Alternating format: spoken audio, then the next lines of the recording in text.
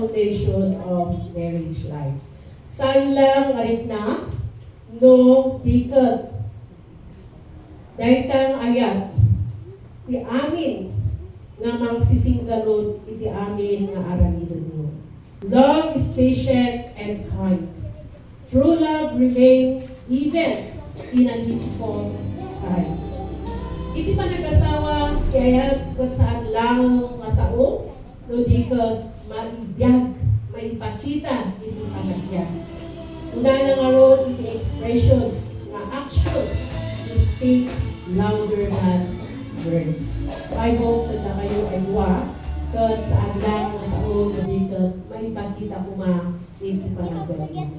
Makaroon ang balik kayo to, nga modelo iti ang O stand for opening communication.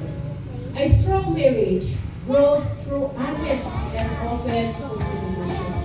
Kapag kumag-ilit-liwod mo nga diba?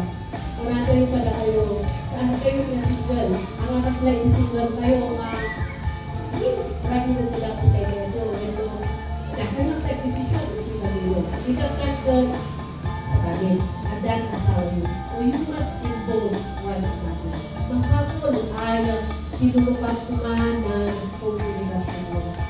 At sagot-sagot ka, kapag ang muna, kuhan mo natin gusto. Saan ka lang ang ibibinok? Like silence can create walls. Silence can create walls in your relationship.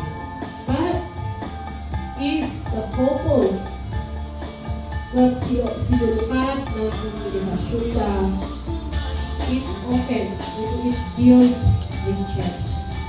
When husband and wife share their thoughts and feeling openly, misunderstanding are healed and unity is strengthened. Kumikit sa nag-ulos is in relationship. Yung stand for understanding. Understanding means accepting each other's strengths and weaknesses. Take it away. No one is perfect, but love chooses to understand rather than judge. Understanding creates peace in the home.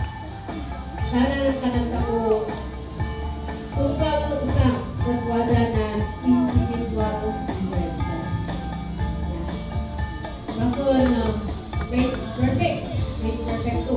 Wada ay wada na kurangan sa isang isa. Wada natin kakuya na.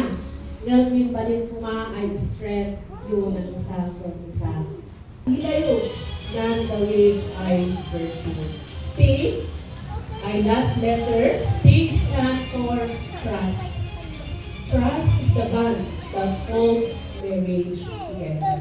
Without trust, love becomes weak. Trust means being faithful, honest, and dependable. It is built over time and protected through integrity.